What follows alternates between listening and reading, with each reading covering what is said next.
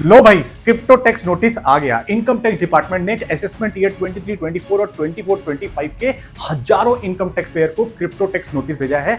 ये वो लोग हैं जिन्होंने अपनी क्रिप्टो इनकम को अपनी आय में सही ढंग से नहीं दिखाया है। According to report, maximum crypto earner ने या तो शेड्यूल वीडियो नहीं भरा है या उन्होंने अपनी क्रिप्टो अर्निंग को गलत तरीके से कैपिटल गेन, बिजनेस इनकम या गिफ्ट के रूप में दिखाया है। इसके अलावा ऐसे कई मामले आए हैं जिसमें अनऑथराइज्ड फंड से क्रिप्टो बाय किया है, जो कि कहीं ना कहीं मनी लॉन्ड्री या टैक्स चोरी के दायरे में आता है। According to 115 BBH income tax act के तहत में क्रिप्टो अर्नर्स की जो भी इनकम होती है उनको फ्लैट 30% टैक्स देना होता है।